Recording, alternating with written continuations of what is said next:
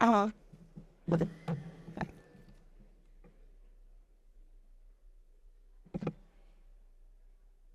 18:30, hem de ser puntuals. Benvinguts de tot cor i molt agraïda amb aquesta conferència presencial després de 4 anys. 4 anys desde la última. Bienvenidos también a todos los que os conectáis digitalmente. Os agradezco de todo corazón su presencia física y digital en este acto. Volvemos de nuevo a vernos, algunos personalmente, en Barcelona, pronto también en Madrid. Porque ha pasado un tiempo importante desde la pandemia.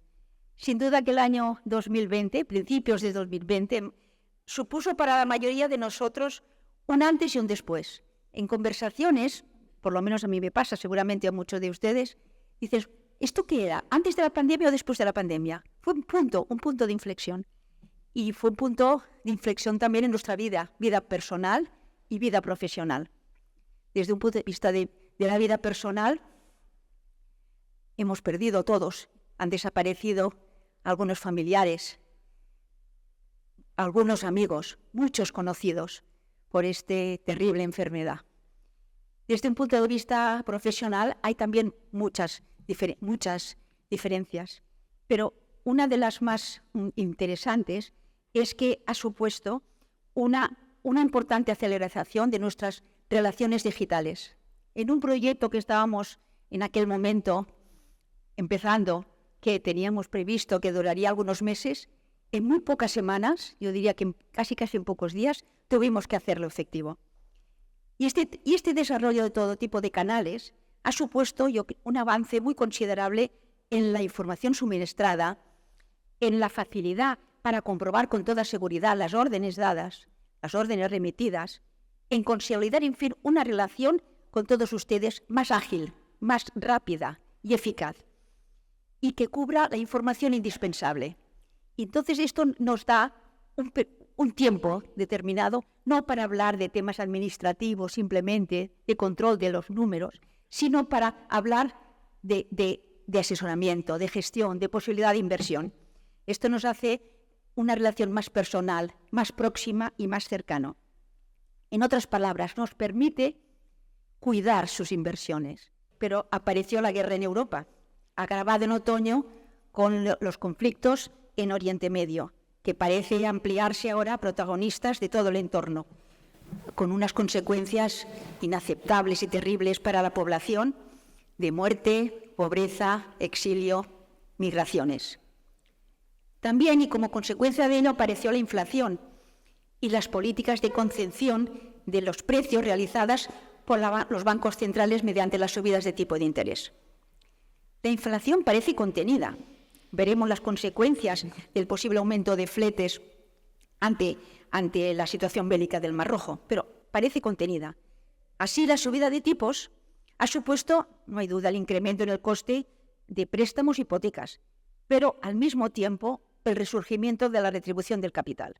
Una retribución ya casi olvidada casi desconocida para los más jóvenes, olvidada para los más seniors, y ha hecho aparecer entonces de nuevo las fructíferas posibilidades de inversión en renta fija y en deuda pública.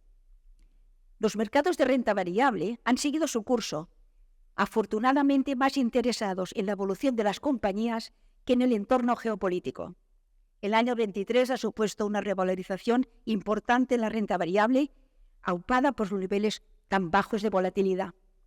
Mientras tanto, como decía, la renta fija ha resurgido y constituye una alternativa interesante y complementaria en la composición de las carteras.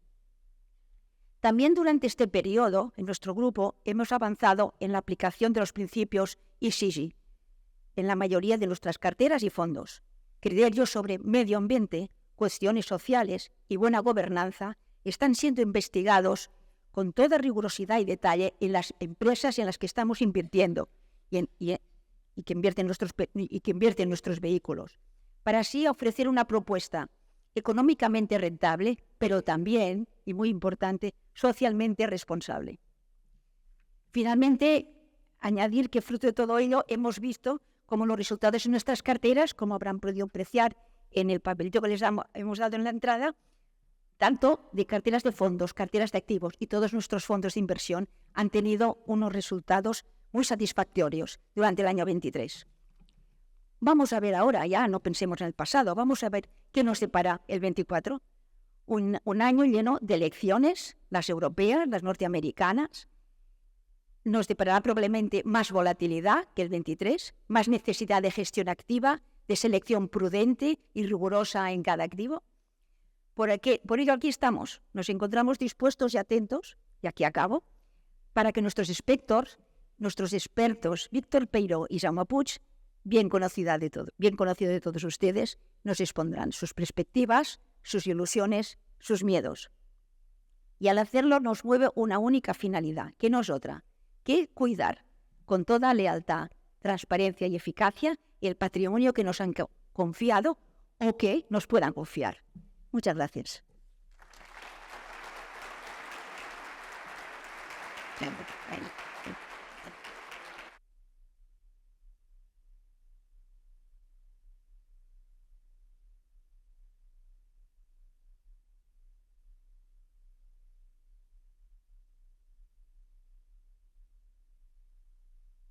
Buenas tardes.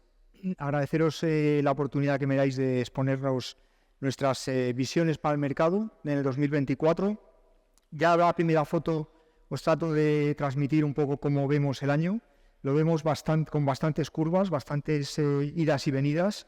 No va a ser un año tan fácil como el 2023, pero en definitiva pensamos que va a ser un buen año. Y ahora os lo voy a intentar explicar. Primero, dejarme reivindicarnos un poquito, porque hablando con periodistas esta mañana, nos comentaban que el año pasado nadie esperaba estas rentabilidades en el mercado de la bolsa. Y la verdad que nosotros sí lo esperábamos. Simplemente he puesto una foto, no he tocado nada, una foto de lo que decíamos el año pasado por estas fechas. Y pues nos mojábamos diciendo que esperábamos una subida del 20% en la bolsa. La razón básica era que durante el 2022 había habido una caída bastante importante de las bolsas y, sin embargo, los beneficios empresariales habían subido mucho y se había producido un gap de valoración muy importante. Y, efectivamente, los mercados de renta variable han batido por mucho a la renta fija, a la inflación, en todas las geografías prácticamente. Solo se han quedado un poquito más rezagados los valores pequeños, pero si vemos tanto Estados Unidos, con el Nasdaq un 40%, como los valores y los índices europeos, han ido muy bien, ¿no? Pero fue un año más o menos fácil, el 2023. Como veis ahí, prácticamente supuso un espejo de lo que había pasado en el 2022. O sea, en el 2022 el Eurostoxx bajó un 14%, como veis ahí, y en el 23 subió un 15%. Y muchos sectores hicieron algo parecido. Automóviles menos 20 en un año y luego más 20. Sectores como, por ejemplo, construcción, menos 15, 30, menos 16. Básicamente un espejo, con lo cual la estrategia que siguen muchos fondos americanos de invertir en lo peor se hubiera hecho muy rentable, ¿no? para la mayoría de los inversores. ¿Y cómo ha empezado el año 2024? Pues con bastantes nervios, como hemos visto, ¿no?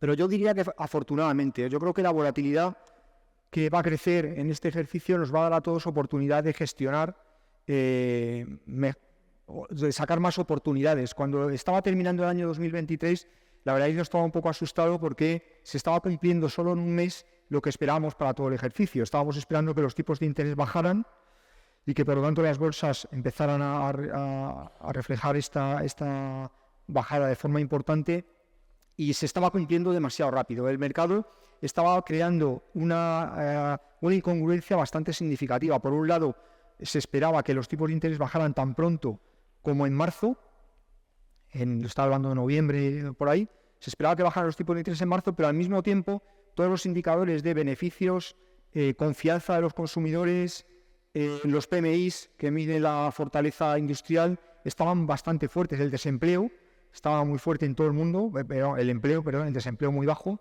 y esto era incongruencia. O sea, ¿cómo iban a bajar los tipos tan rápido si todo iba bastante bien? Y eso al final es lo que se está corrigiendo ahora. Yo no tendría mucho más miedos que esto.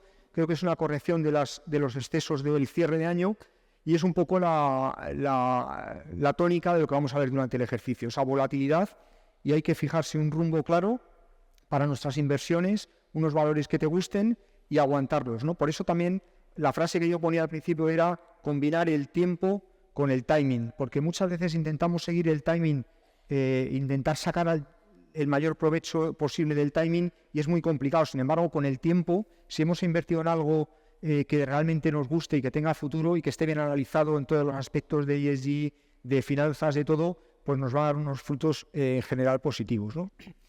Bueno, ¿por qué somos positivos para la bolsa? Luego os diré cuánto en este año. Pues porque los 4 puntos cardinales que yo pienso que condicionan los mercados, por el momento juegan a favor. Para mí los más importantes son, por supuesto, la evolución de los beneficios, y ahora profundizaremos en ello, pero estamos positivos en cuanto a la evolución de los beneficios. El segundo es el entorno macro, que lo vemos, pues, como siempre, porque nunca ha habido un año excesivamente fácil, fragmentado en cuanto a sectores, en cuanto a países, pero en general nos unimos al tópico, yo creo ya, de que no esperamos una recesión, sino simplemente un enfriamiento, ¿no?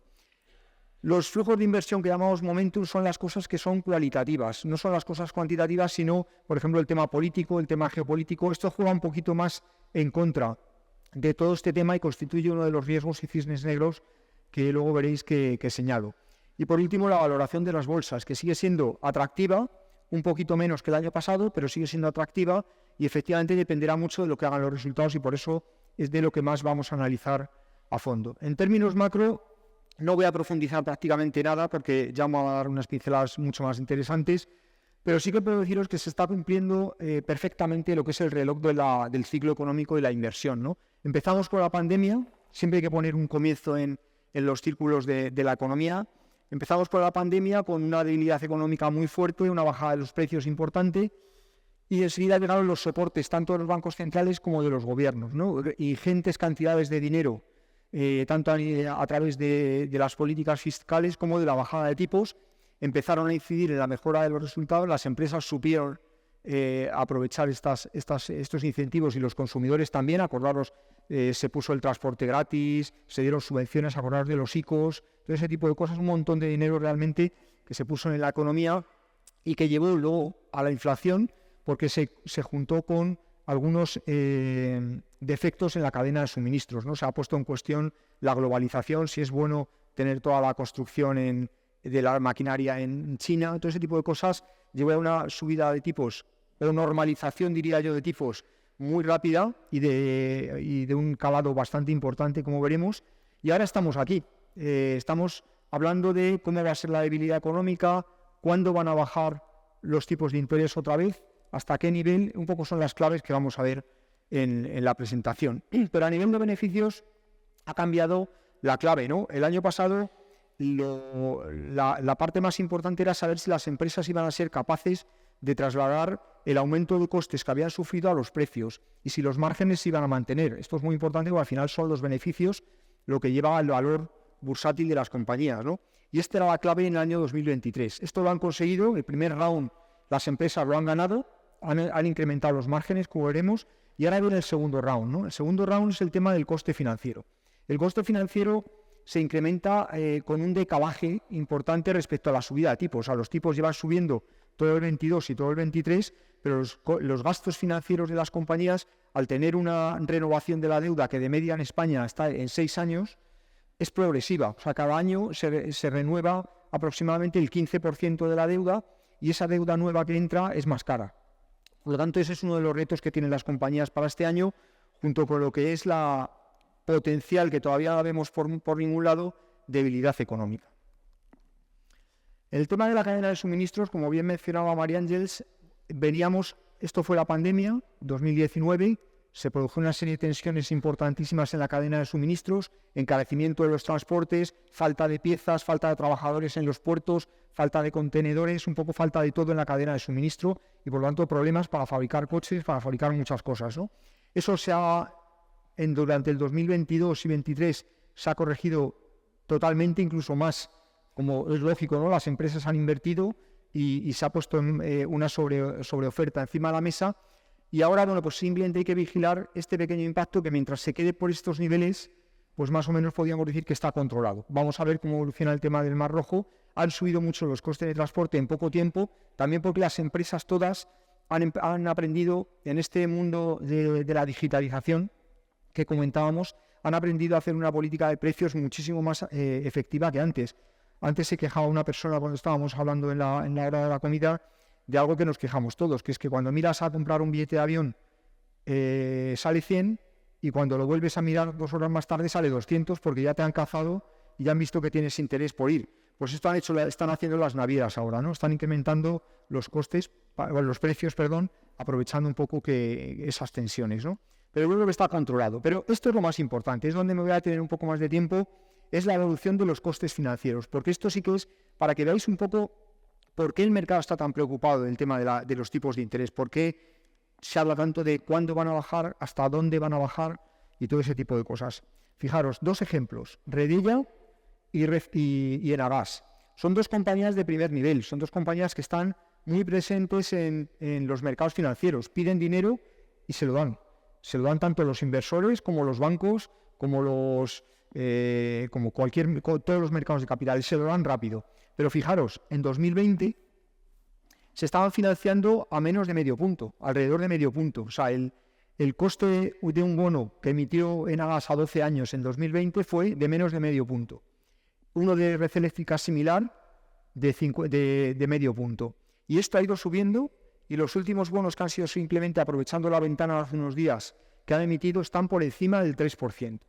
¿Vale? Estos solo son 2 bonos de 500, 700, 1.000 millones de euros que suponen más o menos el 6-8% de la deuda de estas compañías. Pero cuando toda la deuda que vence en 4 o 5 años se refinancie, pues todo el coste de la compañía, fijaros, va a multiplicarse por 6. El coste financiero, a no ser que bajen la deuda. Y en eso están muchas compañías. Tienen que vender activos, tienen que reducir la deuda, porque si los tipos simplemente con quedarse donde están, se van a multiplicar por 6, ¿no? Entonces, dependiendo, y esto es el ejercicio que hemos hecho aquí, del nivel de deuda que tienen las compañías, el impacto será mayor o menor. Esto lo voy a pasar muy rápido, parecen unos números muy complejos, pero no lo son tanto. Arriba tenéis cuánta deuda tienen sobre el EBITDA. La media en España está alrededor de 2 veces, 2-3 veces deuda sobre EBITDA. Y esto es cuánto aumenta el coste financiero. Parece que es una burrada a 4 puntos, pero por ejemplo para una high yield, una empresa como por ejemplo Atris Health, aquí en Cataluña, pues o Audas, muchas compañías de óleo, muchas empresas que estaban financiándose a Euribor más 4 puntos. Como el Euribor era 0, el coste era 4 puntos. Si el Euribor ahora se ha puesto al 4% más 4, son 8. O sea, es una burrada. Entonces parece que es poco, pero es mucho, ¿no? Una subida de 4 puntos con una deuda de 3 veces se lleva por delante el 18% del beneficio. Esa es la tabla de sensibilidad. Con 5 veces de deuda, pues el 30% si subía así. Y esto es en términos de caja. Esto sería si toda la deuda se pusiera a ese coste financiero, lo cual no es de repente, sino que se produce en los 4 o 5 años que hemos visto de deuda media. Y esto es como se va comiendo la caja de la compañía en función de cuánto renueva de la deuda. Si el nivel de vencimiento es de un 30%, hemos dicho que está alrededor del 15%, pues eso quiere decir que en un año se comería el 2% de la caja generada por la compañía. Es menor que el beneficio, pero es importante. También para el Estado es muy importante esto, y eso es otro de los cisnes negros que he puesto, ¿no?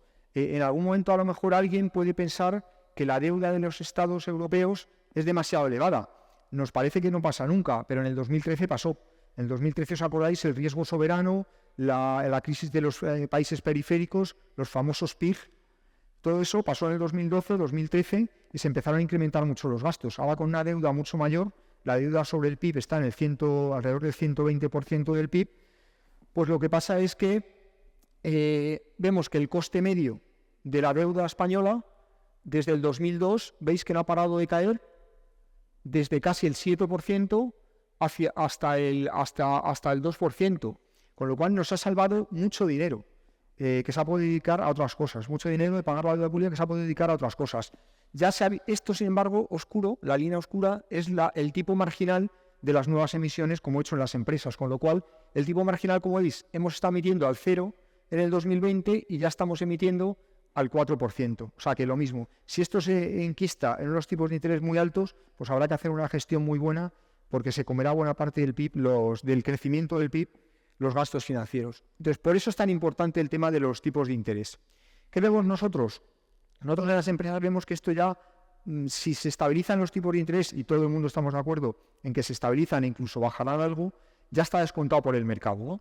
Creemos que los beneficios empresariales del IBEX van a subir alrededor del 2%, que no es mucho, pero absorben toda esa subida de los tipos de interés que llevamos en estos años. Como veis, desde el 2002 el tipo medio de la deuda del IBEX ha pasado del 3,8 al 4,6, o sea, más de un punto, pero ya vemos que ahí se estabiliza con esta subida de tipos y por lo tanto vemos que en el 2005 los beneficios pueden crecer un poco más.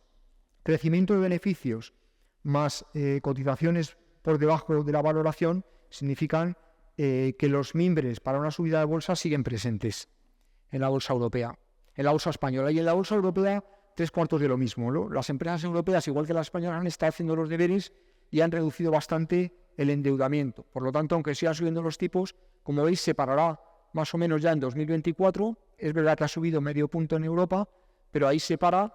Y sin embargo, lo más importante, la rentabilidad de las compañías sigue siendo creciente. Antes de la pandemia, como decíamos antes, todavía sigue siendo una referencia a la pandemia. Antes de la pandemia, la rentabilidad media de las empresas europeas era del 9,5% y ahora nos estamos aproximando al 15%. Estamos en el 12% y para el 2024 esperamos el 15%, con lo cual otro mimbre más que tenemos para que los mercados sean positivos en 2024 y ya veremos si en 2025 también. Las estimaciones que hay de beneficios son muy positivas. Por ejemplo, para Estados Unidos ahora mismo se está estimando que los beneficios van a crecer alrededor de un 20%. Para el 2024 vamos a ir directamente. Para Estados Unidos es el 11% y el IBEX un poquito menos de lo que tenemos nosotros, alrededor del 2%, y Europa un 5%. Pero hay crecimiento de beneficios. Y las revisiones han sido un poquito a la baja en Estados Unidos, pero en España, por ejemplo, han sido al alza en los últimos meses. Y es verdad que en la última semana ha habido cierta revisión a la baja, como vemos aquí. Pero de momento hay crecimiento de beneficios en todos los años. Como veis aquí, el 24 estaba por encima del 23 y el 25 por encima del 24 en todos los mercados. Estados Unidos con un gran crecimiento de beneficios y Europa con un crecimiento un poco más modesto, pero también con crecimiento. Vale, este es el foco que tenía yo el año pasado para decir que la bolsa iba a subir un 20% y que tengo este año para decir que va a subir como mínimo entre un 5 y un 10%, ¿no? Esto quiere decir que aquí lo que hacemos es comparar en todas estas barras que hay aquí el nivel de beneficios con prepandemia. Eso quiere decir que, por ejemplo, en el año 2023, que todavía no han cerrado las empresas las cuentas del 2023, las van a cerrar ahora, en el año 2023 en el IBEX los beneficios están un 40% por encima de los que tenían antes de la pandemia. Y sin embargo la bolsa solo está un 6%. O sea, sigue habiendo un gap muy importante entre bolsa y beneficios. En Estados Unidos es un poquito más exigua, pero no está caro. O sea, la bolsa está un 44% por encima de cómo estaba prepandemia, pero los beneficios están para el 2023 38%, pero para los otros años bastante por encima. Y en Europa pues también un poco de lo mismo. Otra justificación para ser positivos en los mercados. Y por tanto, beneficios creciendo más rápido que las cotizaciones, lo que vemos es una serie de PERs, multiplicadores del beneficio, descendente en todos los mercados, IBEX, Estados Unidos y Europa. En Estados Unidos parece que están mucho más altos, porque así vemos aquí la comparación histórica, Estados Unidos está cotizando alrededor de 18-19 veces, y la media histórica está alrededor de 16-17, pero en Europa y en España, pues las cotizaciones actuales están por debajo del 15, que es la media histórica, o sea que hay potencial. Pero si lo comparamos, mucha gente dice la bolsa americana está más cara que la europea. Es verdad que le saca una prima que está más alta que en los últimos años, la bolsa americana, pero yo diría que tampoco está excesivamente cara, porque si comparamos aquí los multiplicadores con el crecimiento, esto es lo que se llama el ratio PEG, que es PER partido por el crecimiento, no está tan caro. O sea, en Estados Unidos estaríamos a niveles parecidos a Europa y a España, incluso por debajo, si tenemos en cuenta el crecimiento. Hay que tener en cuenta que los 7 magníficos que llaman ahora, tanto Amazon como Google, ahora se ha unido Nvidia, Microsoft, todos estos, representan toda la economía mundial. Ya no son empresas con la sede en Estados Unidos, pero son empresas que representan la economía mundial y que han sabido acogerse primero a lo que fue el comercio electrónico, luego a lo que fue a la digitalización y ahora se están agarrando a la inteligencia artificial. Entonces, al final son monstruos que van absorbiendo todos los cambios positivos que hay e incluso los van ellos mismos dinamizando. Por lo tanto, yo pongo entre comillas lo de que la bolsa americana esté cara, ¿no? Sí que es verdad que está más cara frente a la europea que en el pasado, pero eso es porque estas empresas, como digo, son bastante, hay que reconocerlo, bastante más dinámicas. Estas barritas pequeñas ponen de manifiesto el porcentaje de multiplicador de la bolsa americana sobre la europea. O sea, quiere decir que en el 2015 la bolsa americana y la europea estaban cotizando parecido, solamente con una prima de menos del 5%, y ahora ha ido incrementándose esa prima, y estamos hablando de que la bolsa americana tiene una prima de el 35% sobre la europea. Pero yo creo que en parte está justificada, aunque creo que hay muchas oportunidades en Europa para invertir en empresas baratas, como ahora veremos. Otra de las cosas que queremos, otro de los mensajes que queremos decir es los small caps, ¿no? Los small caps, como habéis visto, fueron de los pocos índices que lo hicieron relativamente mal en 2023. Por lo menos estuvieron por debajo. Lo hicieron bien, empezaron a recuperar bastante terreno en los últimos meses, pero llevan un decalaje respecto al resto de los valores, ¿no? Y esto se puede apreciar aquí claramente, ¿no?, en que el PER de las small caps partido por el PER de las grandes empresas, como está en la parte baja de en otros momentos donde han estado un poco más caras, ¿no? También en Europa. Y si vemos el PER a nivel absoluto, o sea, lo que ha crecido los beneficios en relación con lo que ha crecido la cotización de los small caps, veis que está a mínimos históricos, tanto en España como en Europa, ¿vale? Es verdad que tienen más riesgo, tienen menos seguimiento por parte de las casas de gestión y de análisis, pero con un buen análisis es donde se pueden sacar oportunidades interesantes de inversión. Y aquí ya pues damos un poco lo que es mi visión de la valoración de las bolsas, ¿no? Yo creo que las bolsas en España pues tienen un potencial de alrededor del 15% respecto al valor teórico, que lo calculamos pues con los beneficios de las empresas, descontando la caja que generan las empresas. Tenemos un potencial del 15%, en Europa de entre el 10 y el 12%, dependiendo del mercado que cojamos, y en Estados Unidos del 10%. Y esto es lo que nos da a nosotros la condición necesaria para subir. Luego la condición suficiente la da el entorno que veíamos antes, el entorno político, el entorno geopolítico y todo esto, que sea suficientemente tranquilo la volatilidad para que esto se materialice. Por eso yo creo, y no digo que la bolsa va a subir en 15, sino que digo va a subir entre un 5 y un 10%, porque creo que el entorno es no tan tranquilo como el año pasado. Ha habido muchas pruebas de valor en este año en compañías, ¿no? Hemos visto varias sopas de fondos de inversión. Por ejemplo, ahora mismo hay una lucha abierta para comprar a Plus, porque estaba cotizando muy barata. También ha habido una OPA sobre Open Energy, que solo ha durado en bolsa 2 o 3 años. Y ha habido también apuestas de los accionistas de las compañías por las acciones de sus compañías que estaban baratos. En Europa hay muchas más, pero en España, por ejemplo, Carlos Slim ha comprado una OPA parcial sobre FCC, sus propias compañías, Prosegur también sobre su propia empresa, Telefónica acaba de cerrar hoy una OPA sobre Telefónica Deutschland, y Elecnor pues ha vendido una parte de la empresa con unas plusvalías muy importantes. Pero pensamos que el año que viene va a haber más operaciones corporativas. Esto no quieren decir OPAs, sino quieren decir OPAs, alianzas, ventas de activos, todo este tipo de cosas que ponen de manifiesto que hay una valoración atractiva en muchas compañías.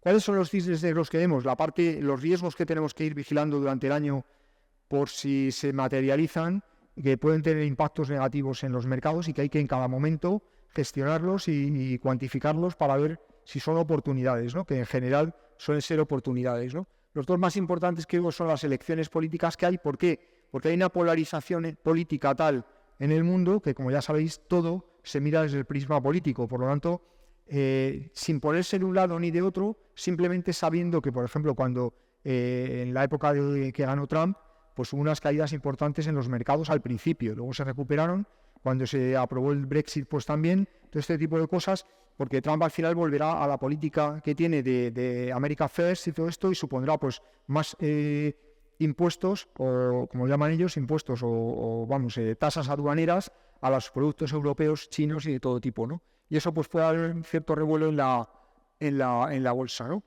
Luego que la inflación se resista un poquito más de lo debido y la geopolítica, ¿no? Bueno, en conclusión general, y ya solo me queda deciros los nombres de las empresas en las que pensamos que se puede invertir. En conclusión general, pues bueno, el escenario macro que tenemos es de desaceleración, pero no pero no recesión en ningún momento. Luego también consideramos que hemos visto los picos de interés, pensamos que van a bajar alrededor de medio punto este año, pero a partir de junio. También vemos que los beneficios pueden ser corregidos un poco por esta situación que hemos visto de geopolítica y por los temas de los tipos de interés, pero creemos que van a crecer. Las valoraciones de los mercados están un poquito más ajustadas, pero vemos un potencial, como os he dicho varias veces, de entre el 5 y el 10%. Y luego tenemos una política sectorial que, algunos interpretan como que no ponderamos más valores, pero lo que queremos decir es que vamos moviendo mucho los valores en función del momento del mercado, ¿no? En este momento, donde somos más positivos son en el sector industrial, que está muy penalizado en Europa y en España en el corto plazo, en el inmobiliario, en concesiones, en redes de generación y en redes de generación eléctrica, servicios industriales y comunicaciones. Y en ese sentido, pues os voy a hacer un repaso muy breve de algunos valores que estamos viendo que puede haber valor, ¿no? Ya sabéis que esto no son recomendaciones, sino opiniones que nosotros tenemos de valores que pueden estar atractivos en un momento dado, ¿eh? Estos son los buenos que yo llamo, ¿no? Hay 3 grupos de valores, en mi opinión, ¿no? Los buenos, los malos y los feos. Entonces, para cada estrategia podemos ir eligiendo algunos valores. Para mí estos son los buenos, son valores que nadie duda que son buenos. Iberdrola es una fantástica empresa con una diversificación en todos los principales mercados, Estados Unidos, Inglaterra, Brasil, tal, y por lo tanto te va a dar pocos sustos. Entonces, no está excesivamente barata, está cotizando a un PER más o menos de la media de los últimos años, pero no te va a dar sustos, va a subir pues parecido a lo que suba el IBEX. En caso de Growfood, pues igual, es una empresa líder mundial y ahora ha tenido una corrección por el tema de los fletes y de la sequía que hay en España. Sabéis que no hay prácticamente arroz, la superficie cultivable de arroz en España ha caído mucho. Ellos tienen un alcance mundial y pueden comprar el arroz en California, en India, en muchos sitios, y pensamos que lo van a gestionar bien. Tampoco está barata, pero es muy difícil pillarla barata y por lo tanto estas correcciones, como decíamos antes, pueden ser interesantes. Estas son las buenas, que no están muy baratas, pero son empresas buenas. Estas son las malas, ¿no? Las que ahora mismo todo el mundo está sufriendo bastante con la volatilidad que tienen, pero que es muy curioso, ¿no? Esto no es precio, estos son PERes. Lo digo porque esto no es que haya bajado tanto, sino que es el PER. Y esto precisamente lo que muestra es lo contrario. O sea, se está penalizando, pero porque vosotros habéis visto la película de Davos, ¿no? Que es algo, un poco como una película, pero habéis visto que no han parado de decir que hay que triplicar las renovables, multiplicar las renovables. Teresa Rivera también lo dice aquí en España, todo el mundo, pero es que es un hecho. O sea, el que lo ponga en duda es que no tiene ni idea, porque tenéis una APP, por ejemplo, de red eléctrica, y ahora mismo si la miráramos, veríamos que prácticamente el 50-60% de la electricidad que consumimos en España es renovable. O sea, se sigue invirtiendo. La propia Soleri esta mañana ha dicho que le han dado permiso para otros 2.000 megavatios para el 2025. O sea, siguen andando, pero están penalizadas, en mi opinión, por un tema de top-down. Al final son empresas que apalancan un 80% del proyecto y, por lo tanto, esta subida de gastos financieros que hemos visto hace que muchas máquinas a nivel global de trading, que eso lo tenemos comprobado, máquinas de trading que en cuanto los tipos de interés suben, esas máquinas se ponen a vender los valores que están afectados por los tipos de interés, como son las renovables, las inmobiliarias y muchas otras. Pero como decía antes, el que no tenga tanta prisa por el timing e invierta con el tiempo, pues hay unos dientes de sierra, pues por ejemplo en Solaria, que van de 14 a 18, de 14 a 17. Van moviéndose así, eso es un poco lo que hay que aprovechar en el corto plazo, y en el largo plazo ya subirán. Y Acciona Energía, pues lo mismo. Y luego vienen los feos, ¿no? Los feos son los que yo llamo value, ¿no? Son valores que están muy baratos. Estos sí que están también a mínimos históricos de PERes. Y en algún momento, por ejemplo, Cash, que es la empresa de efectivo, están pagándose 5 años solamente de beneficios, porque hay gente también que a nivel macro piensa que el dinero va a desaparecer. Yo no lo sé. En otros países no está pasando eso. En Latinoamérica, ni siquiera en el norte de España, es complicado pagar con tarjeta. Es verdad que el establishment político y tal quiere que se acabe, porque al final pues está mucho más controlada la economía si se paga todo con tarjeta, pero hay muchos países que se resisten a ello. Y no solo eso, sino que la empresa está diversificando en ayudar a las compañías en la gestión digitalizada de la tesorería. Hay muchas cosas, ¿no? Entonces, bueno, también lo vemos como un punto positivo. Y luego las industriales, que os he dicho que era una apuesta que teníamos, pues por ejemplo hemos mencionado las industriales relacionadas con la movilidad. CAF, que está invirtiendo mucho o está desarrollando mucho temas eléctricos de autobuses y tal, con el proceso normal de aprendizaje, hablan de que en unos países funcionan más, en otros menos y tal, pero van avanzando, y CIE, que también se ha metido mucho en clientes que le van a permitir un crecimiento importante. Y con esto ya yo creo acabo, y simplemente pues eso, recordaros que desde mi punto de vista vamos a tener un año más movido, pero con una revalorización positiva de las bolsas, y que bueno, se ha batido ampliamente, y creemos que lo va a seguir haciendo las bolsas a lo que es la inflación. Y nada más.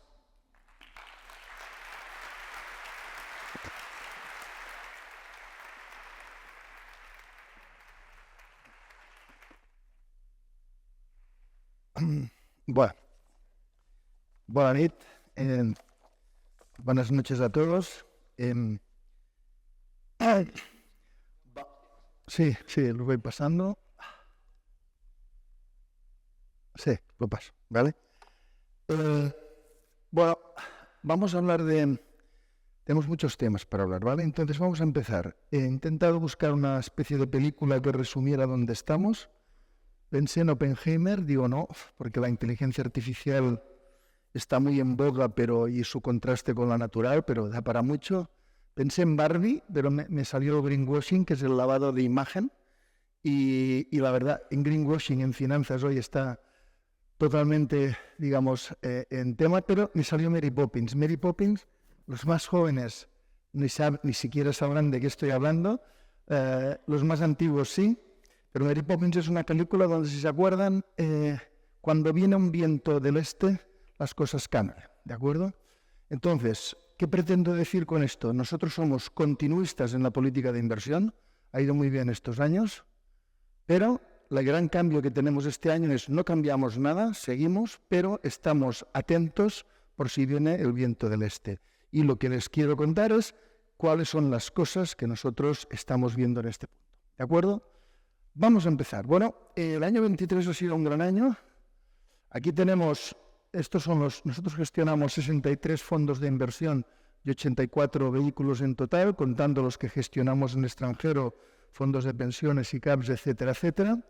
Y claro, podemos ver que el resultado es muy bueno, ¿no? O sea, que hayan dado más de un 20%, el 23 tenemos 9, entre un 15 y un 20, 13, entre un 10 y un 15, 13, de un 5 a un 10, 21, entre el Constant Funds. Constant Funds es nuestro fondo de dinero, es lo que puede obtener alguien que no tenga riesgo ninguno, ha dado un 2,61, este año va a dar más, porque los tipos están más altos, etcétera, etcétera. Entonces, hemos tenido muy buenas rentabilidades. ¿Qué ocurre? Hay una peculiaridad entre nosotros y el sector, y estas son las cifras de Inverco. 40% de nuestros fondos son de renta variable, en el sector el 16%, y en cambio en renta fija tenemos un 6 contra un 22. Esto quiere decir que los años que la renta variable sube, lo hacemos mucho mejor que el sector, pero a la larga también, porque está claro que la renta variable es la que sube más. ¿De acuerdo? Bien.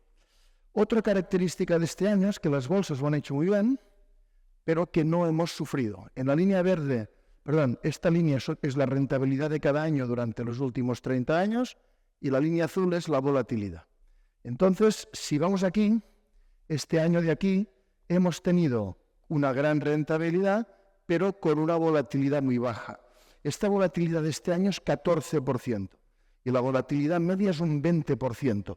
Luego, este año hemos ganado dinero, pero además sin sufrir, ¿de acuerdo? De los últimos 30 años es el cuarto mejor año. Solo ha habido 3 años igual, 96, 2005, 2019. Son años que se ha ganado un poco más y aún sufriendo un poco menos, ¿de acuerdo? Con lo cual, el año 23 de entrada nadie recomendaba mayoritariamente renta variable, nosotros por supuesto sí, y además efusivamente, y al final ha acabado siendo un gran año de renta variable. Luego hay otra cosa que lo digo especialmente, porque muchos de los que están aquí, cada vez que hay movimientos en los mercados, hablan con nuestros agentes, los agentes nos asesoran, nosotros tenemos que intervenir, etcétera, etcétera. Pero al final, fíjense, estos son 5 años. Ha pasado de todo. Aquí tenemos la pandemia, la invasión rusa de Ucrania, quebraron Credit Suisse y Liquidity Bank, el ataque de Hamas. Ha pasado montones de cosas, montones de titulares periodísticos, pero lo único que ha hecho la bolsa es subir un 50%. Esto es el Eurostoxx, Bolsa Europea, ¿de acuerdo? Lo cual, ¿qué quiere decir? Quiero decir que cuando ocurren estos movimientos, que cuando hablan con nosotros la inmensa mayoría de veces les decimos, no es momento de cambiar la estrategia, hay que comprar más, esto es evidentemente la estrategia buena. De hecho, aquí les pongo, la pandemia salió a finales de febrero. Quien hubiera comprado el 18 de marzo, o sea, 2 semanas después de haber salido la pandemia o 3, esto es lo que han hecho nuestros fondos. En Europa ha dado un 165%, el multinacional un 155, un 100, un 92, un 98. Y ahora con la guerra de Ucrania, esto es la guerra de Ucrania del año pasado, ¿de acuerdo? 22. Los fondos 35, 31. Y esto es muy importante, que los inversores nuestros no se dejen engañar por los mercados y que aprovechen los movimientos de mercados en su beneficio, ¿de acuerdo? Bien. Pues vamos, lo que decía de este año. Estamos en un año donde vamos a hacer una estrategia continuista, lo mismo que estos últimos años, porque a día de hoy no apreciamos nada que nos induzca a cambiarlo, pero invigilando, ¿de acuerdo? Vamos por partes. ¿Cómo hacemos el invigilando? Que no cambien las cosas. Punto número 1. En la gestora, este año hemos visitado a 269 empresas cotizadas, ¿de acuerdo? De 16 países. Aquí está con quién hemos hablado. En el 65% había el CEO o el CFO. Es decir, hemos hecho las reuniones al más alto nivel. Nosotros estas reuniones, bueno, aquí ponemos las que hemos hecho en años anteriores, ¿de acuerdo? Cada año, esto lo llevamos haciendo siempre. De nuestro proceso inversor, esta es la segunda fase del proceso inversor, ¿de acuerdo? ¿Por qué hacemos estas reuniones? Primero, cuando acabamos las reuniones, todos nuestros gestores tienen que dar una nota al management. Y no es una nota de la empresa de si es buena o es mala, eso ya lo sabemos. Esta nota, que va de 0 a 5, en la reunión tienes que decir si crees que esas personas que están llevando a la empresa son gente de largo plazo, ¿de acuerdo? Que cuando toman decisiones las toman en función de la empresa 20 años, o si están tomando las decisiones en función de su bonus del año que viene. Y en este mundo hay de todo. Y créanme que con tantas reuniones cada año tenemos que hacer un ejercicio, un juicio de valor, pero lo acabamos haciendo, ¿de acuerdo?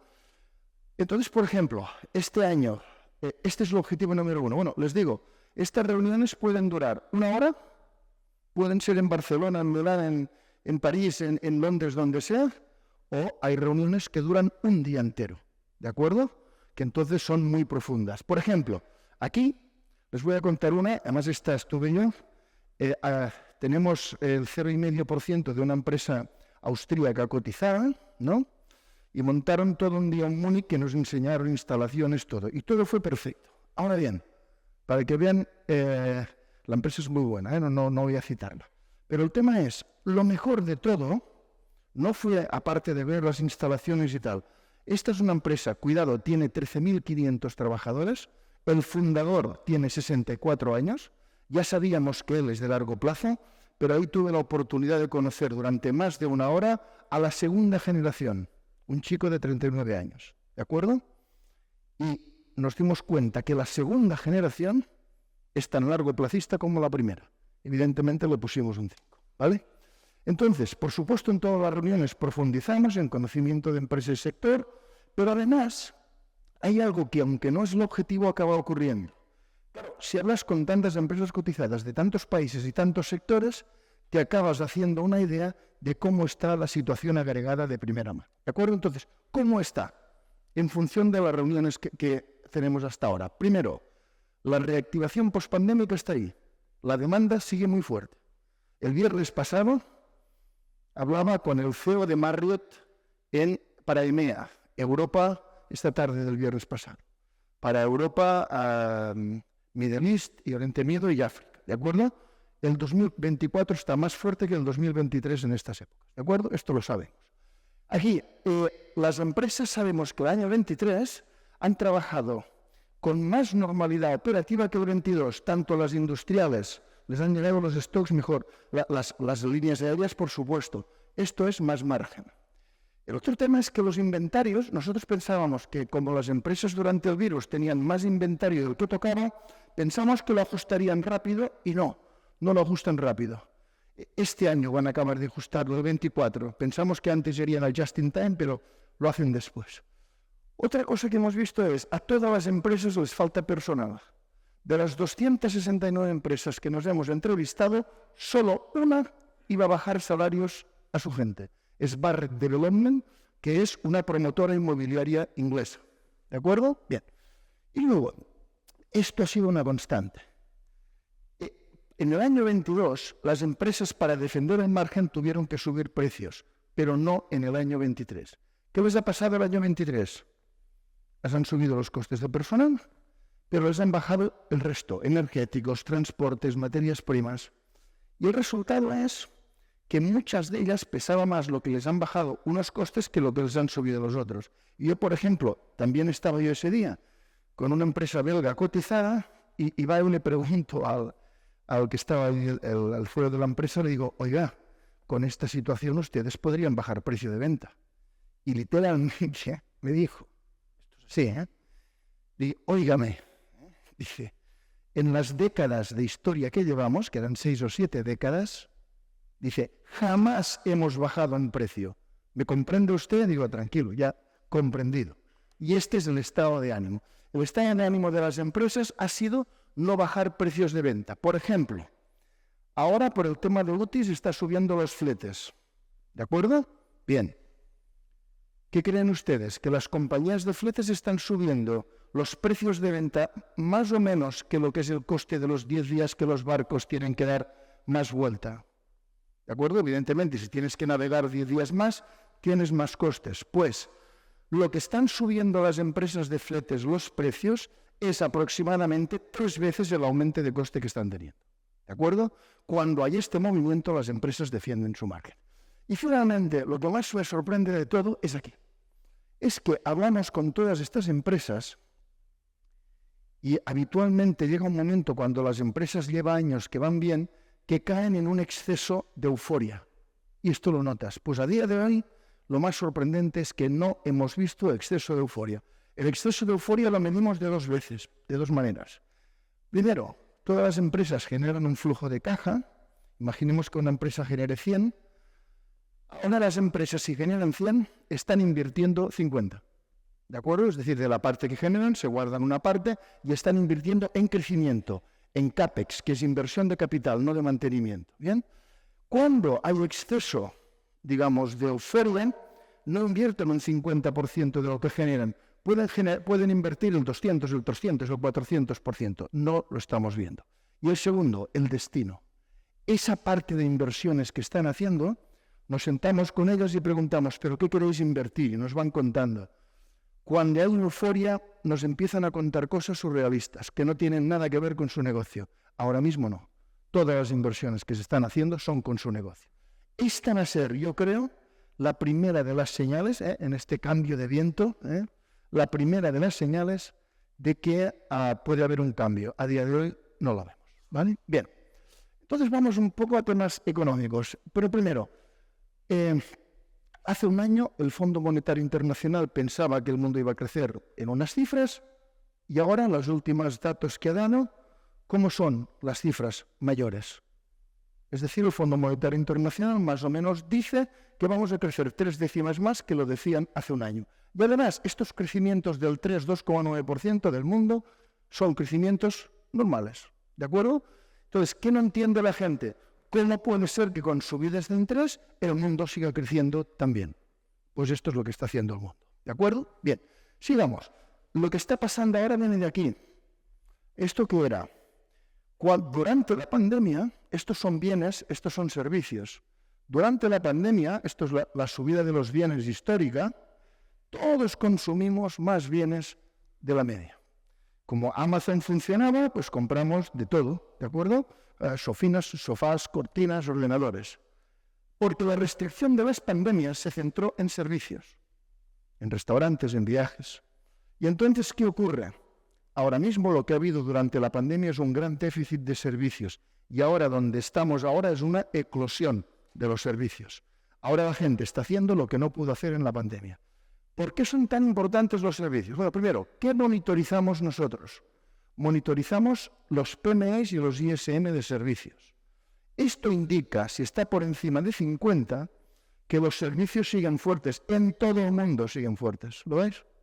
La media de todo el año, en diciembre, en Inglaterra, que la gente dice están fortísimos, 53,4. Por encima de 50 es expansivo. Entonces, ¿por qué es importante que los servicios sigan bien y la gente quiera servicios? No quiere bienes ahora, que ahora quiere servicios. ¿De acuerdo? ¿Por qué? Porque históricamente, esto, por ejemplo, son servicios y estos son bienes. Cuando caen los bienes, pero los servicios no caen, no hay recesión. La recesión son estos puntos grises, las últimas recesiones. Y para que haya recesión tienen que caer bienes y servicios. ¿Por qué? Porque los servicios son más del 70% del PIB tanto en Europa como en Estados Unidos. Y si miramos todo el mundo, son 2/3 partes. Y luego, por un tema que es vital, que es que los servicios dan trabajo a la gente. Y ahora lo vamos a ver, ¿de acuerdo? Entonces, no me pregunten por qué. Yo he leído en artículos algo que es una falacia económica, pero que a día de hoy se sigue diciendo. Claro, nadie puede negar, la gente va a restaurantes o va en aviones, y nadie puede negar que la demanda es fortísima. Entonces surge una interpretación. Bien, la gente lo pide, pero ¿cómo lo paga la gente? ¿Cómo lo financia? Y la explicación que se da, y la he oído, es falsa, es la gente lo está pagando con los ahorros de la pandemia. No es verdad. ¿De acuerdo? Quien dice esto no sé de dónde saca los datos. En Estados Unidos hay un 35% más de dinero que antes de la pandemia. En la zona euro hay un 21% más de dinero que antes de la pandemia. Y si lo aterrizamos, vamos a familias españolas, aquí lo vemos, familias españolas en depósitos bancarios y cuentas corrientes tenían en diciembre 868.000 millones, ahora 999.000 millones. Pero ya no solo miramos la caja, sino la totalidad de activos financieros de las familias han pasado de 2.462.000 millones a 2.798.000 millones. Y decimos, vale, ¿qué está pasando en España? La población está creciendo fortísimamente. De 47 millones que había el año 19, hay 48,44. Es un crecimiento muy fuerte. Si lo consideramos per cápita y dividimos el total de activos financieros por el número de personas que hay, lo que nos dice es que en el año, o sea, 19 antes de la pandemia, cada persona en España tenía 52.000 euros de riqueza financiera y ahora tiene 58.000 euros. Luego, las familias gastan y ahorran. Esto no es lo que financia, digamos, a todo el aumento. ¿Qué es lo que financia esto? Tasas de paro. Esto es en Estados Unidos desde el año 79 hasta ahora. Podemos ver lo siguiente, 3,7%, muy baja. La media es un 6,1%, luego el paro lo tenemos muy bajo. Y la zona euro, mínimos históricos, 6,4%. Desde que existe la zona euro, nunca el paro había estado tan bajo. Pero con todo, lo que más impresiona es este de aquí. Fondo Monetario Internacional del año 80 hasta aquí. La media es el paro en el conjunto de países avanzados del mundo, todos, del 6,6 y hoy está en el 4,4. Luego, lo que financia este apetito consumidor que tienen las familias y que tenemos que ver que lo siga manteniendo es la tasa de paro. Esto es muy sencillo, habrán oído, pero si la inflación sube un 7% y los salarios suben un 3%, las familias van a gastar menos. Oiga, ¿y la familia que trabajaba uno, que le ha pasado esto, y el otro no trabajaba, ahora trabaja? ¿Es muy importante el aumento de 3 al 7% de uno de ellos dos? No. ¿De acuerdo? Entonces, ¿qué vigilamos en este buscar la veleta? Que esto siga así. ¿De acuerdo? Bien. Luego, miren el tema de los... aquí tenemos los costes se han hundido. Estos son todos los portes de los containers desde Shanghái a todo el mundo. Se dispararon con la pandemia, se hundieron. Esto es lo de los UTIs. ¿De acuerdo? Que como decía, este aumento no corresponde al coste de los días. El coste de los días es un tercio de esta parte. Pero aunque esto esté pasando, estos son el conjunto de materias primas. Entonces alguien puede decir, el precio de la rueda ha subido, está en los medios, sí, pero todas las materias primas, ¿qué están haciendo? Durante la pandemia subieron fuerte, en 44%, la guerra de Ucrania subieron un 11%, lo de la guerra de Ucrania se perdió a los pocos meses y ahora están bajando. Han caído un 21% desde estos máximos. Luego, las empresas en su día a día compran las materias primas más baratas y no bajan el precio de venta. Y aquí tienen el petróleo, ¿de acuerdo? Nosotros cada año calculamos qué precio del petróleo, si se supera, haría daño al crecimiento económico mundial. El año 22 nos dio $107 por barril, el año pasado 114 y ahora ya les digo, este año nos da 117. ¿Dónde está el precio por barril? El año 22, con la guerra, subió y subió este precio.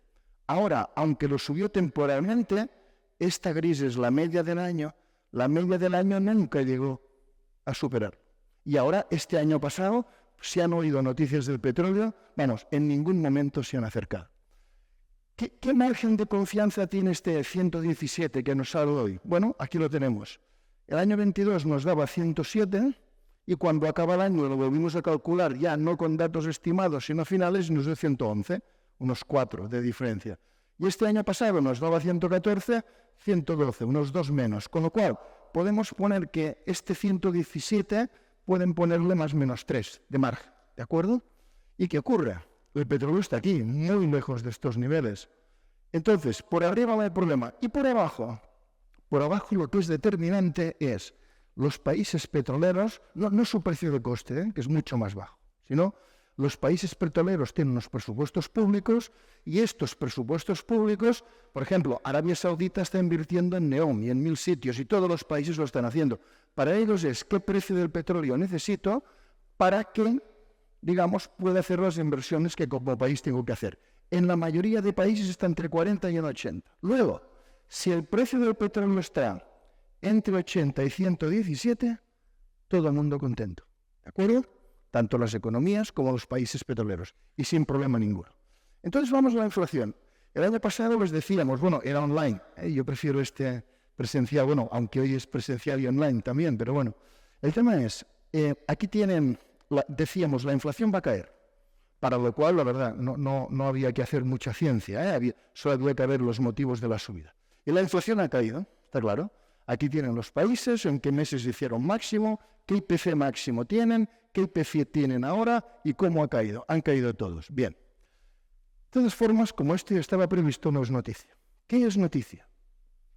Hay unas previsiones que efectúa el propio mercado, que no es de ningún instituto, de acuerdo de análisis, que prevé las inflaciones a 5 años, a 10 años y a 20 años de estos países. Inglaterra, Alemania, Francia, Estados Unidos. Si se ven, la más alta es un 3,6, pero un 2 y pico. ¿Qué es la conclusión que estamos haciendo? El mercado no se cree lo que dicen los bancos centrales. Los bancos centrales dicen que van a llegar la inflación al 2%, pero el mercado lo que está diciendo que incluso a 20 años la inflación será superior. ¿De acuerdo? Y eso es tremendamente importante, como vamos a ver. Entonces, ¿dónde estamos?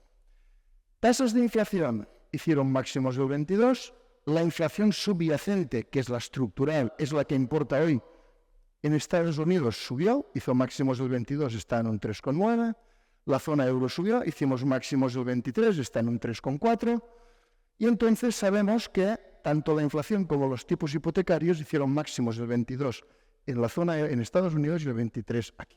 Y los tipos cortos hicieron máximos este año 23. Bueno, ahora estamos en el momento de la batalla por los tipos largos.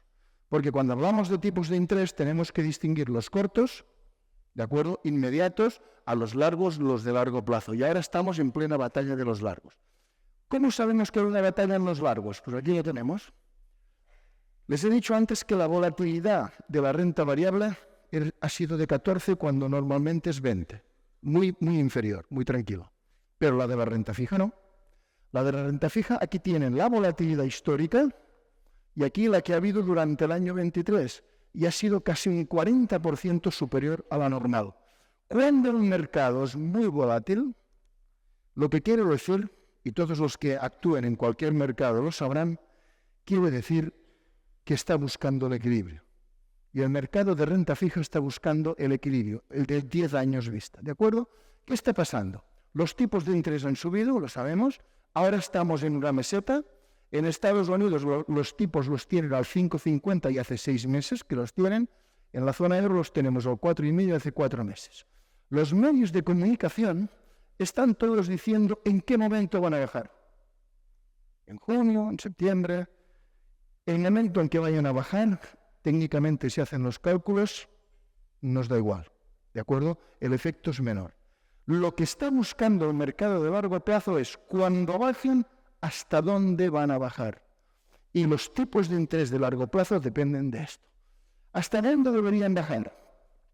Si la inflación se queda en un 2,5, hay un 0,5 que es el spread histórico que pagan más que la inflación, los tipos irían al 3. Si la inflación se queda en un 3, los tipos al 3,5. Entonces, esto es lo importante. Aquí lo que hacemos es, ya nos vamos dentro de 2 años, los tipos han ido como mínimo al 3,5, aquí también, esto es Estados Unidos, esto es Europa, y lo que vemos es que no casa. Aquí ponemos, suponemos en 2 años están al 3,5, y aquí ponemos la curva de tipos que hay ahí, y no casa. Porque la media, en largo plazo, tiene que pagar más que el corto plazo. El corto plazo, perdón, no lo he dicho antes, rápidamente, sabemos que van a bajar porque estos tipos están muy por encima de la media histórica. La media histórica de los tipos cortos es un 3,2. Bien. En cambio, los tipos largos de media son 2 puntos por encima. 3,2 los cortos, 5,2 los largos. Entonces, ¿qué está ocurriendo? Si esto se quedara así, que bajaran los tipos al 3,5, la curva no es de equilibrio. Luego solo hay 2 opciones. O los largos suben más, o los cortos, en vez de pagarse en el 3, se pagan en el 1,5. ¿De acuerdo? Y en función de la opción que tengamos, aquí se tiene que invertir de una forma y aquí de otra. Nosotros, toda nuestra inversión de todos estos años está pensando que los largos van a subir. ¿De acuerdo? Y han subido, sí. El año 20, el 10 años americanos pagaban 0,88, ahora un 4,12, ha subido en 3,24. En Alemania, en negativo, ahora 2,33 ha subido. Y en España de 0 a 3,26, 3,22. Entonces, el problema es, los cortos están por encima de la media histórica, pero los largos están por debajo. La media histórica de los largos es un 5,2. Luego este año podría ser que los cortos bajaran y los largos subieran. De hecho, los largos ya han subido, ¿ven? En lo que llevamos de año, de un 3,88 que cerraron a un 4,12. ¿De acuerdo? Bien. Otro tema muy importante, cuando hablo en compra renta fija, es decir, ¿qué compramos? ¿Renta fija de gobiernos o de empresas? ¿No? A ver, todo tiene su momento. ¿No? Todo tiene su momento. Nosotros tenemos los fondos, salvo los fondos de renta fija, que por política de inversión tienen que hacerle, estamos llenos de bonos del gobierno a corto plazo. ¿De acuerdo? Tenemos letras del Tesoro, treasuries americanos, guilds, etcétera, etcétera, todo a corto plazo. ¿Por qué? Porque esto es el BBB y el high yield, cuánto los bonos de empresa pagan más contra los del gobierno. Y hoy, ¿dónde estamos? Pagan muy poco más que los del gobierno. ¿Ven que estamos en mínimos de estos del año 96, más o menos? ¿Por qué? Como hay bonanza empresarial, el spread no se paga. ¿Cuándo alguien se gana muy bien la vida comprando bonos de empresa? Cuando hay crisis de empresas, claro, los spreads pagan mucho más de lo que, digamos, se paga en los gobiernos. Hoy no. Con lo cual, salvo los fondos de renta fija, en los demás no estamos comprando renta fija de empresas. Otra cosa que estamos viendo, la veleta, ¿qué más puede cambiar? En el mercado, y lo he hablado muchas veces aquí, hay veces que el mercado lo hacen mejor las empresas growth y hay veces que lo hacen mejor las empresas value. Llevamos ya 3 años, desde la fecha es la vacuna de Pfizer, y que las value lo hacen mucho mejor. ¿De acuerdo? De hecho, aquí lo tenemos. Nosotros tenemos varios fondos value. En Europa, que es uno de los fondos value, ha subido en esos 3 años y pico un 81%. El índice europeo value un 62%. El Eurostoxx un 55%. El Stock 600, que es el benchmark de este fondo, un 44%. Y el growth solo un 29%. Entonces, otra cosa que nos fijamos es si el mundo va a seguir siendo value, ¿de acuerdo? Llevamos 3 años. De media, ¿cuánto duran las fases value? 4,2. Si duramos un año más, vamos a la media. Ahora, es verdad que ha llegado a durar hasta 8 años, ¿de acuerdo? Pero esto es muy importante, que el mundo siga siendo value como lo ha sido en estos días. Otra cosa tremendamente sorprendente, nos han hecho muchas OPAs este año, muchas. Y lo importante, OPA, ¿qué quiere decir? Tenemos empresas en fondos, viene alguien y nos compra la empresa y nos paga mucho más de lo que está cotizando. Bien, hay un fondo que es el Small Caps, que por ejemplo hemos tenido en este año 4 OPAs. Aquí en abril nos oparon Exmal, nos pagaron mucho más de lo que cotizaba. Aquí Labomar, en mayo nos pagaron mucho más de lo que cotizaba. Lucas Wells, esta es curiosísima, cotizaba 10,2 y nos pagaron 18. Esta nos lo oparon en octubre y en diciembre nos oparon Musti Group, que es una empresa finlandesa de tiendas para animales de compañía, tanto físicas como online. Ahora, ¿qué es lo curioso de todo esto? Bueno, primero, este año nos han opado 4. Antes ha dicho Víctor que no ha sido un buen año para Small Caps. Bueno, este fondo nuestro este año ha hecho un 23,5. Entre otras cosas, ayudado por las OPAs, porque cuando te pagan mucho más está claro que tienes la rentabilidad. Este fondo de los Small Caps, estos son todas las OPAs que nos han hecho de cada año del 2003 hasta ahora. Es de los años mejores, ¿eh? Cuatro OPAs solo nos habían hecho 2 veces. Pero lo importante no es esto. Lo importante es quién nos ha hecho la OPA. En las 4. En las 4 no ha venido un competidor y ha pagado mucho más por la empresa. En las 4, quien ha hecho la OPA son los de dentro. Las familias que tenían un 30% cotizaba 10 y dicen, no sé por qué cotiza 10, porque con lo que genera vale mucho más y han pagado 18. Es decir, no hay ninguna OPA, todas son de dentro. Cuando las OPAs son de dentro, lo que quiero decir es que las empresas están muy baratas. Hay una diferencia entre cuando cotizan y lo que vale. ¿De acuerdo? Esta es una gran señal. Luego, otro mercado que ya lo dijimos el año pasado y ha sido muy bueno, y este año ha empezado espectacular, es Japón. ¿Por qué Japón? Tenemos un fondo, ¿no? ¿Por qué Japón? Pues en Japón, mientras aquí toda la preocupación es hasta dónde llega la inflación y cuánto va a durar, en Japón están emocionados, nunca han tenido en las últimas décadas inflación. Este mes de abril, por primera vez en décadas, los trabajadores japoneses, ellos cierran el año en marzo, ¿de acuerdo? Les van a subir el salario. Impresionante para ellos, ¿de acuerdo? Y para la economía también. Entonces, Japón actúa de diversificador porque es el único mercado que la inflación se espera, ¿de acuerdo? Luego, además, ya no pongo muchas cosas. Fíjense en Japón. Esta es la gran subida que tuvo en los años 80. Subió la bolsa, pero estos son los beneficios de las empresas, no subieron. Esto es una burbuja. ¿Ven ahora? Ahora suben todo, las cotizaciones, los beneficios de las empresas. Esto es sano. Aquí tienen también los PERs de los diferentes, PER marcado más caro Estados Unidos y el mundo. Japón y Europa eran los más baratos y ahora Japón está más caro que Europa. Ahora, la gran ventaja que tiene Japón está aquí, ¿qué es? Que si una empresa está en Japón y tiene la misma rentabilidad que una empresa americana, misma rentabilidad para el accionista ROCE, está más barata. ¿De acuerdo? Con lo cual Japón es una gran oportunidad. Otro es el turismo global. ¿De acuerdo? A ver, yo en turismo global les diría, si alguien quiere entender el fenómeno, esto lo publicó La Vanguardia, seguramente si lo vieron hace un año o medio año, no sé. Y estos son las personas que visitaban la Sagrada Familia. En las Olimpiadas, 600.000 personas visitaban. Visitar quiere decir pagar ticket, ¿de acuerdo? Cuando el Papa la consagró la Basílica eran 2 millones. Aquí. El año 19, 4.717.000. Y este año se han igualado los 4.700.000. Entonces alguien puede decir, esto es turismo global. Turismo global es que crece más que el mundo, que la gente se da cuenta de que su satisfacción no está ni en comer más, ni en tener más bienes, que todos nos sobran por todas partes, sino que la satisfacción es tener más experiencias de viaje. Entonces, esto todo el mundo está así. ¿Qué pasa? Como el año 19 hubo 4.700.000 y ahora también, ¿esto quiere decir que el turismo se ha normalizado? Bueno, todos hemos visto las calles como están, ¿de acuerdo? Pues no quiere decir eso. Porque ese turismo, los chinos, este trimestre, sus vuelos internacionales son un 30% menos que antes del virus. De hecho, fíjense, AELA, como España es país turístico, ya han viajado más personas que el 19, pero Fraport, que es el aeropuerto de Frankfurt, que no es turístico, ¿de acuerdo?, está un 16% por debajo del 2019. Luego, ¿se nota lo que es turístico? No. Con respecto a China, ¿qué estamos viendo? China abrieron un año más tarde que Estados Unidos. ¿Qué hicieron los americanos el primer año que abrieron? Masivamente se fueron a México, el año 22. México hizo una campaña turística espectacular. ¿Por qué?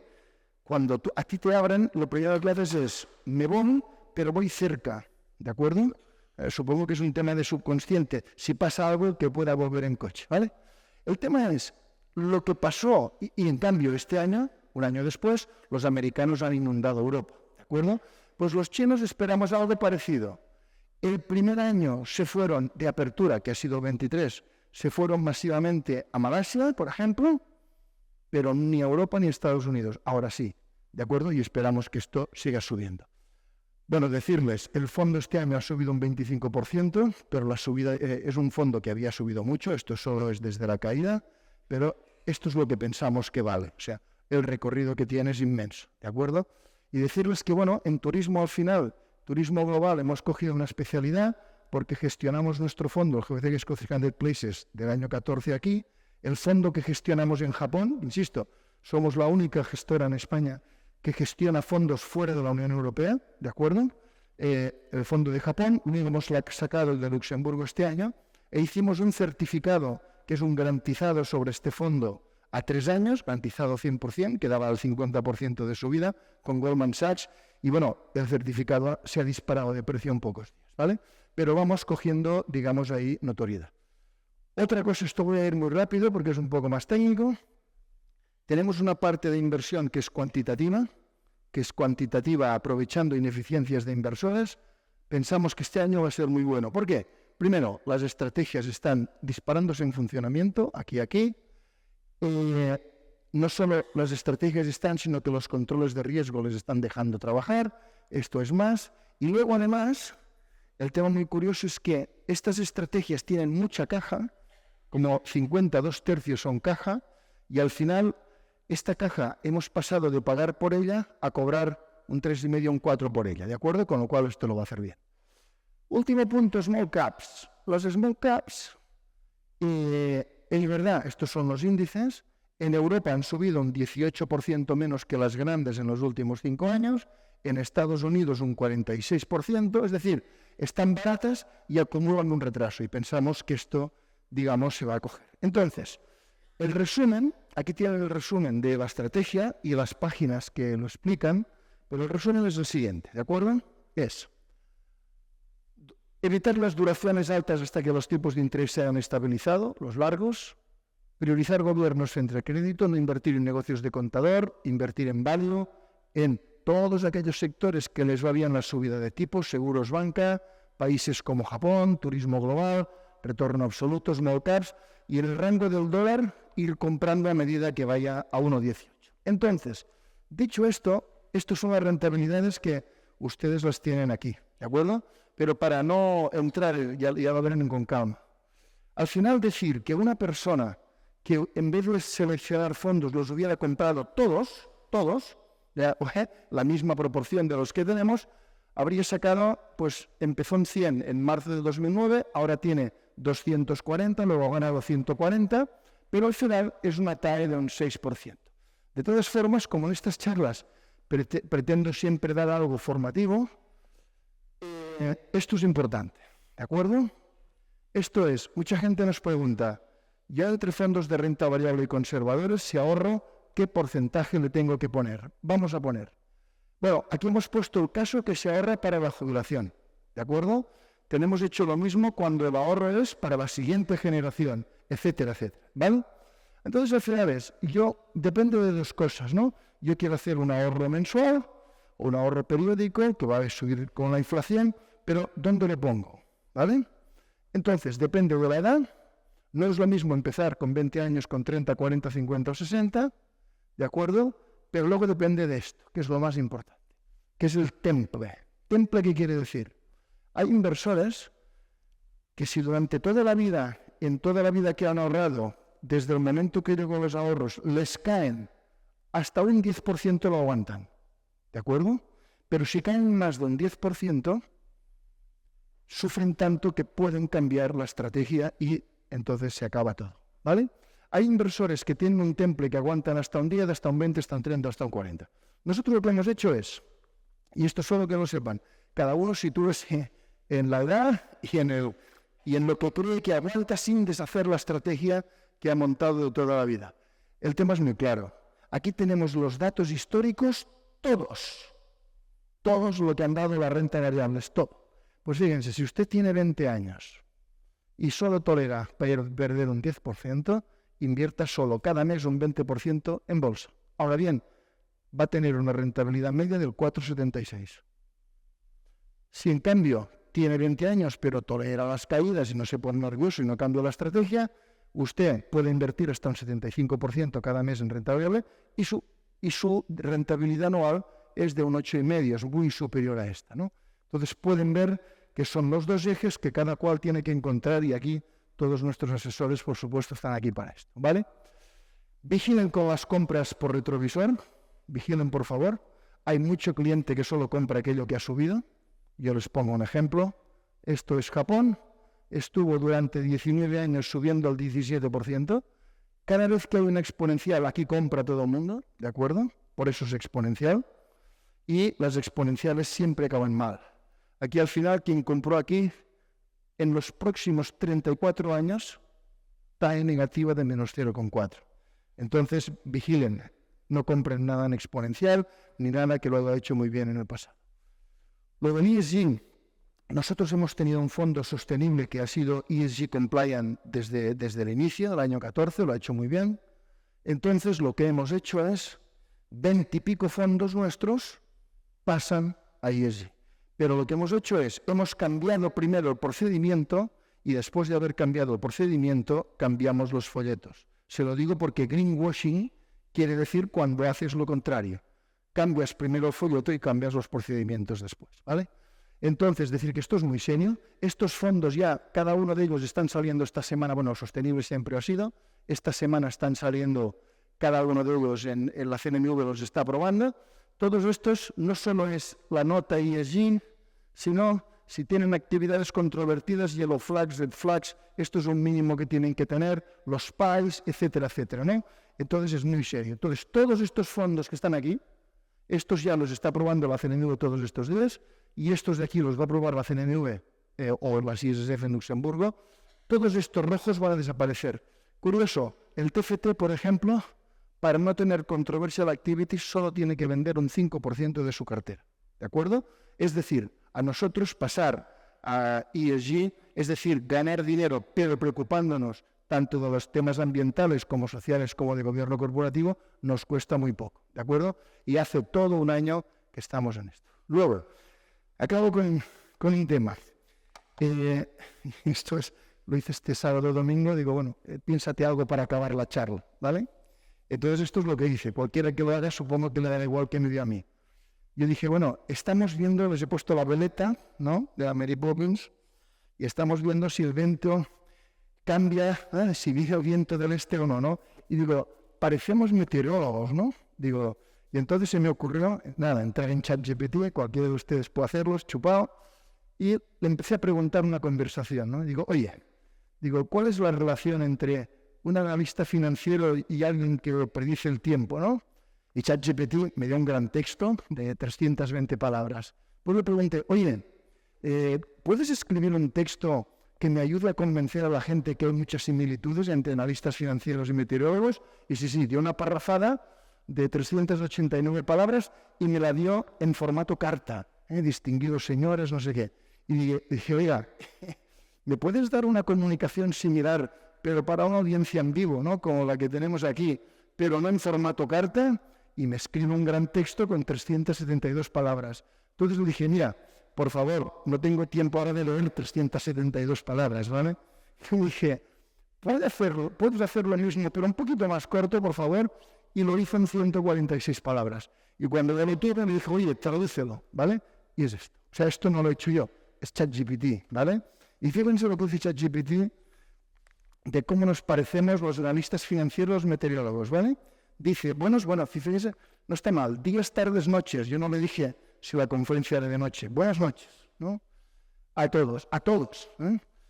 Hoy exploraremos las sorprendentes similitudes entre los analistas financieros y los meteorólogos. Habilidades analíticas. Dice, ambas profesiones confían fuertemente en habilidades analíticas. Los analistas financieros analizan datos financieros y los meteorólogos condiciones atmosféricas. Nada que decir, ¿no? Segundo, predicción e incertidumbre. Los analistas financieros predicen tendencias de mercado y los meteorólogos pronostican el tiempo y ambos nos enfrentamos a la incertidumbre. Nada que decir. Decisiones basadas en datos. Tomar decisiones importantes basadas en una gran cantidad de datos es común. Nada que decir. Factores externos. Hay factores externos como políticas económicas, yo diría virus, etcétera, etcétera, ¿no?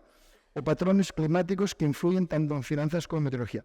Comunicación, es curioso, dice, la comunicación efectiva es crucial, ya sea transmitiendo conceptos financieros o predicciones meteorológicas. Y fijaros cómo acaba. Dice, intrigante, ¿verdad? Estas áreas aparentemente no relacionadas comparten una cantidad sorprendente de similitudes. Enfrentemos la naturaleza interconectada a las habilidades y exploremos las fascinantes similitudes entre finanzas y meteorología.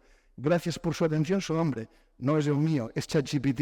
Y encima lo dices al otro, al Deep Dream Generator, que te genere una imagen que te mezcle un analista financiero con un meteorólogo y se le ocurrió esto, ¿de acuerdo? No está mal, ¿eh? Los de la corbata solemos ser nosotros, los meteorólogos va y lo mete. En fin, solo acabarles diciendo que el ChatGPT es potente, pero por favor piensen solo una cosa, ¿para quién? ¿Quién gana con el ChatGPT? ¿Las empresas de inteligencia artificial? No, ChatGPT, cuando ahora está en versión 4, cuando esté en la versión 75 un poco más evolucionada, si para algo es bueno, es para los beneficios empresariales.